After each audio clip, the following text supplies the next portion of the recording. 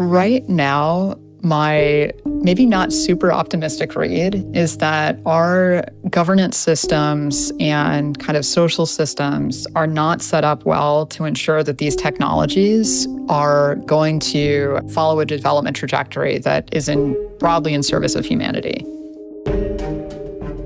Artificial intelligence has the power to transform so many aspects of society in so many places, but only a small number of companies in an even smaller number of countries hold the keys to AI's development.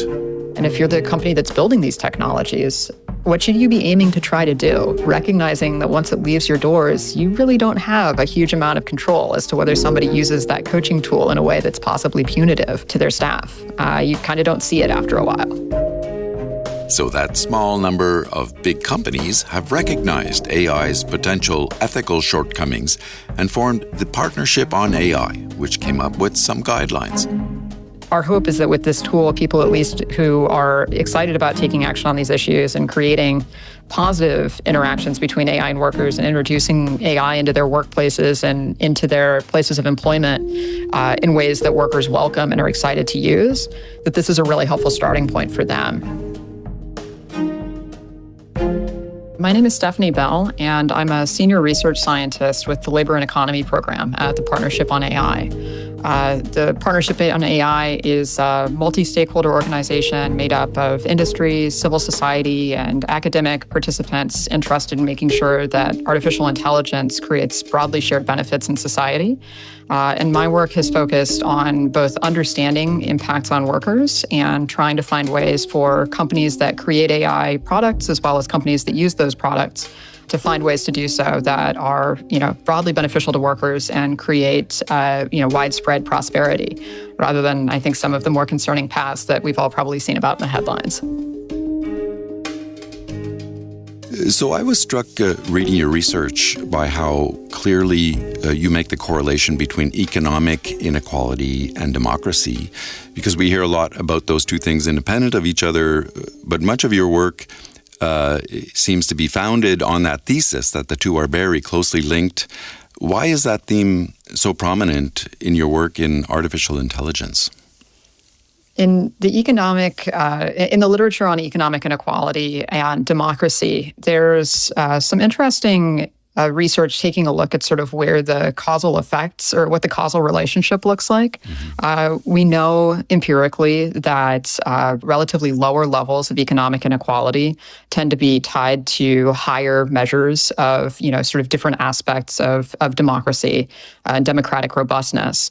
I don't know that anybody to date has sorted out the direction of that relationship, whether it's that robust democratic institutions tend to produce more equitable economic outcomes, or whether more equitable economic conditions tend to produce more robust democratic outcomes. And you can see how that power relationship could flow in either direction. What that does mean, though, is that as we're looking at the potential impacts of technologies with the ability to possibly transform labor conditions and market conditions around the world, that we can't just be thinking about this in the context of what's going to happen to workers, what's going to happen to labor markets, are these going to be good jobs? There are real considerations that we need to take into account when it comes to, are these going to have broader social ramifications?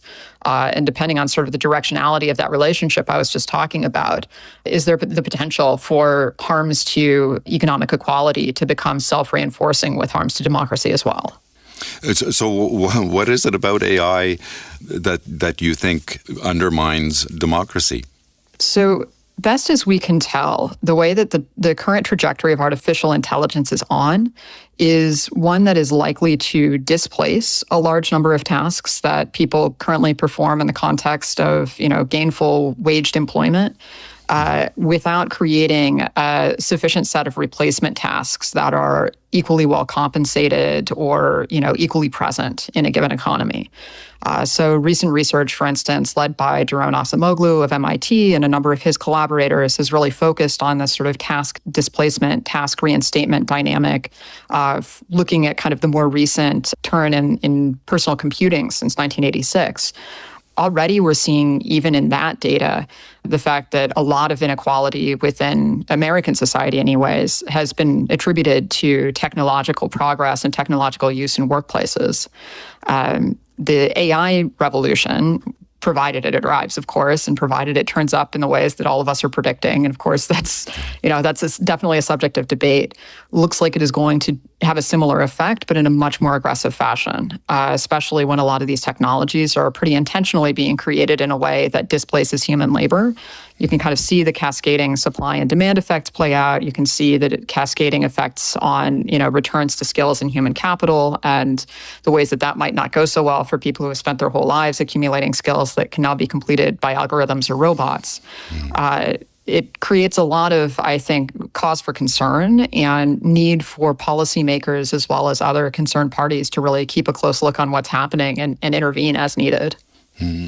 So you talk about the disruption of labor, caused by AI, but we've survived other periods of technological change, and labor has adapted more or less over time. Why is AI any different than those other technologies, like the personal computer, as you just mentioned, or robotics, for example? Excellent question, and absolutely the subject of a lot of debate within the field.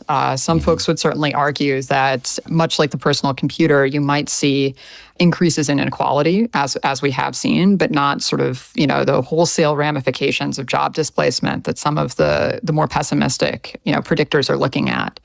I think that there's a couple of dynamics at play here that are relevant. The first is the degree to which these technologies are being used to automate versus augment jobs. And that's obviously a really tricky thing to define. Nobody has a precise answer of what exactly that looks like. It's one of those kind of it when you see it type heuristics that gets very, very blurry, thanks to one person's augmentation potentially turning into the automation of somebody else's job.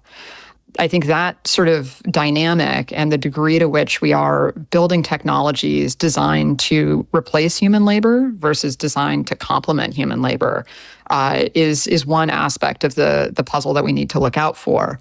The second is, if we think about what the research incentives look like for, kind of top-tier AI researchers, top-tier machine learning researchers, both in academia as well as in industry, all of the benchmarks that those researchers are rewarded for achieving or beating are what's known as human parity benchmarks. That means, you're being measured based off of how well your technology is able to do the same task as a human, and whether or not you can exceed human capabilities at that task. Almost all of those tasks, well, not almost all, but many of them are things that people presently get paid to be able to complete in workplaces. Yeah. So we've basically created an incentive system that highly encourages automation approaches with very little reward for people tackling the much tougher challenges of how do you expand the productivity frontier by creating complementary technologies that pair with human labor and enable us to do things that are totally different to what we were able to achieve before, either as computers or as people. So tell me about your work at the Partnership for AI. I mean, how did that partnership come about, and what's the approach you're taking in terms of trying to help mitigate some of those negative impacts of AI on society? Yeah, so we were founded 6 or 7 years ago at this point by the kind of top researchers at the major AI labs at the time. Microsoft, Amazon, at the time Facebook, now Meta, sort of long list of the major players in the AI space. With their most senior researchers, their chief science officer, their chief research officer, et cetera, taking a look at what they saw coming in terms of AI's social impacts. And recognizing that if they were seeing the challenges and the potential social benefits as well as social harms that they could see from their vantage point, within their own companies, that people in similar positions at other companies were likely seeing the same. And that, as they kind of got together and had a number of conversations on these topics, thinking through, the sort of extraordinary potential of these technologies to transform society for the better, there's also widespread recognition amongst that group and the founding members of the PAI that there was a huge potential for downsides and harms as well. And that those harms were almost certainly better understood, better viewed, better articulated by people who weren't necessarily working in kind of major AI labs at the time. And so they, very intentionally joined forces with each other to try and put together an organization that brought in civil society, brought in academia to get a much better understanding of just kind of the broad social impacts of AI, for better and for worse, and bring together the groups needed to be able to say, okay, and if we anticipate that these are the risks of these systems, what does it look like to try and reduce those risks? What should we set as sort of guidelines or norms to ensure that these systems are being used in ways that are socially beneficial, that we're creating socially beneficial systems, and that people who are affected by those systems, which these days is going to, pretty soon is going to be almost everybody in the world, has an opportunity to have some say in the direction that they go. Well, that's interesting. And so one of the products of that partnership is this recent document that came out, the Guidelines for AI and Shared Prosperity. Tell me a little bit about how that works. So the Guidelines for AI and Shared Prosperity are the outcome of a roughly 3-year-long process with a number of different stakeholders from across the kind of broader understanding of AI's impacts on the economy and on workers, participating and helping kind of, set the agenda and shape where it was going. So we had, top-tier economists. I mentioned Daron Acemoglu earlier as a member of our steering committee. Also, Anton Koronek, who's doing some fantastic research on AI's economic impacts based at the University of Virginia. Labor organizers, folks who worked in labor policy for the International Labor Organization and for unions, as well as researchers in AI labs thinking through how to create, systems that are useful in workplaces and embraced and sort of welcomed by workers. And so with that kind of setup, you can imagine how there's probably a handful of folks who don't necessarily, come to the table with the exact same set of ideas or same set of perspectives. And so the 3-year process was really, starting back in 2020, figuring out what actually do we think the impacts of the technologies realistically are going to be. And not just from a perspective of sort of how many jobs are going to get displaced or anything like that. It's sort of, is job displacement a realistic outcome that we should anticipate?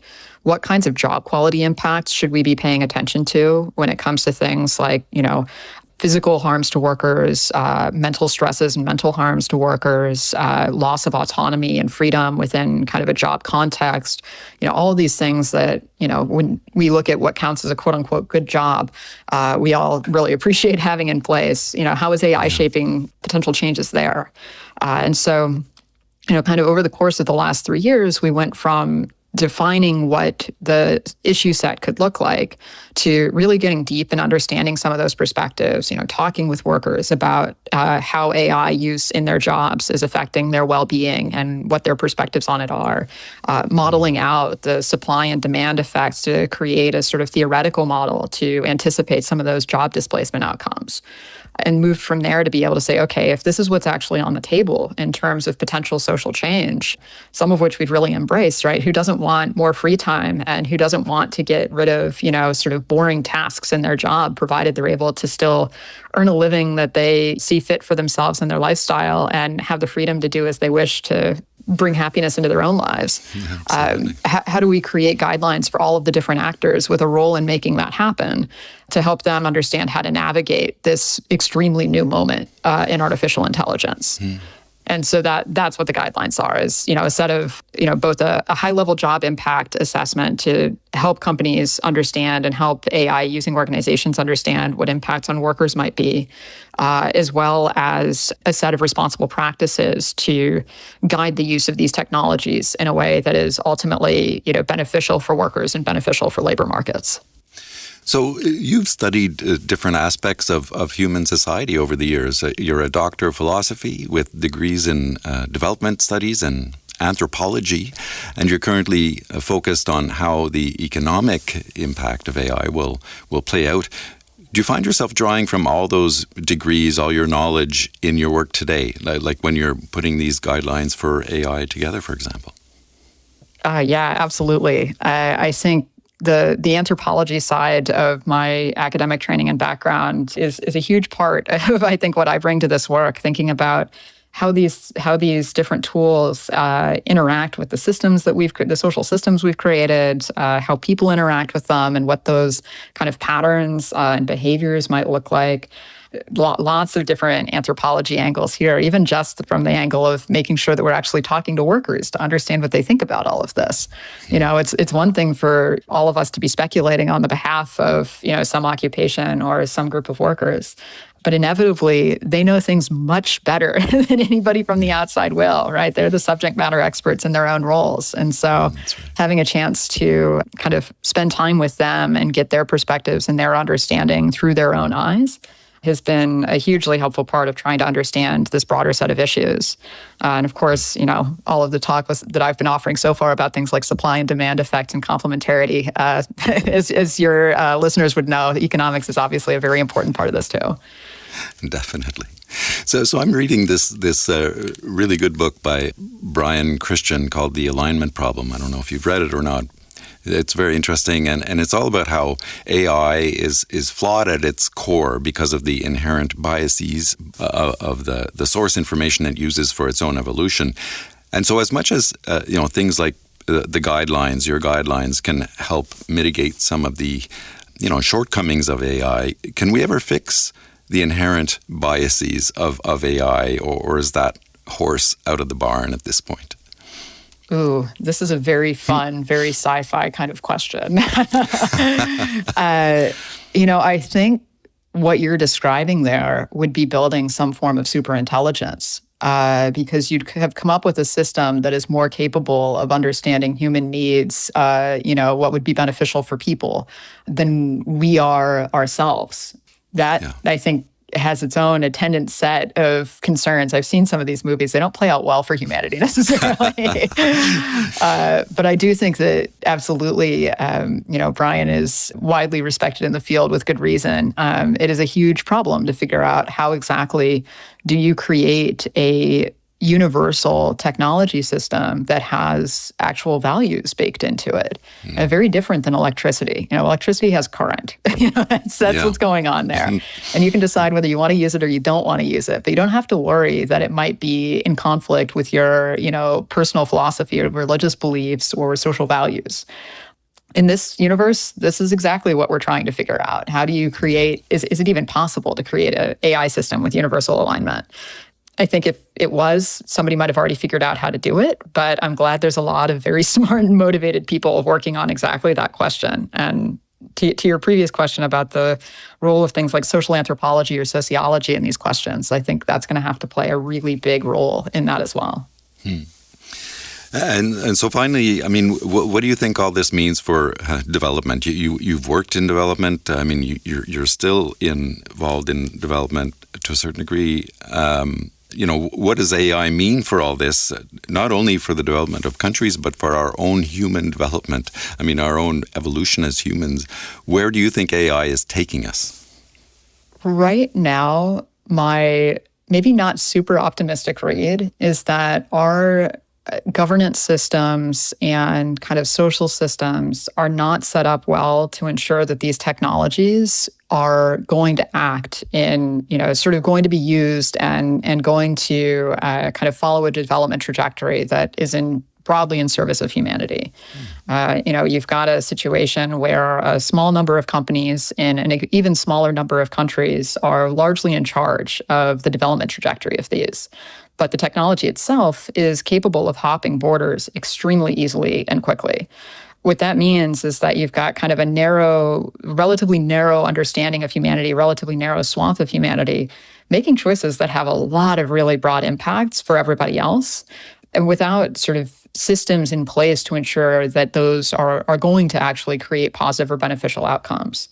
I think there's some really cool experimentation, and I hope it continues to just take off and succeed around sort of how do we actually use AI to help integrate all of those perspectives? Is there a way to take this tool and, use its power to bring in all of the folks who aren't in these conversations, aren't in these rooms?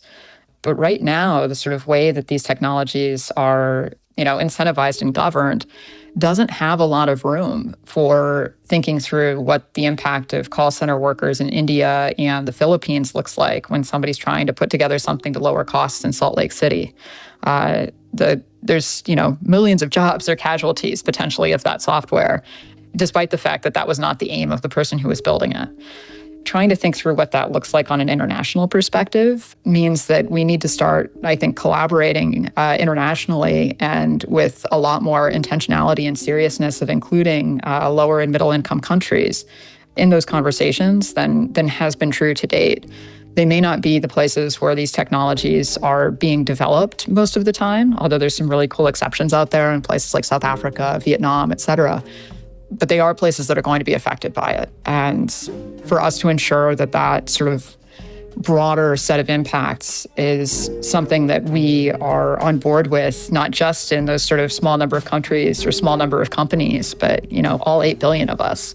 That's a phenomenal governance challenge. That's not just a technology challenge. So Stephanie Bell is a senior research scientist at the Partnership for AI. Thanks so much for taking the time. Absolutely. Thank you for having me, Bruce.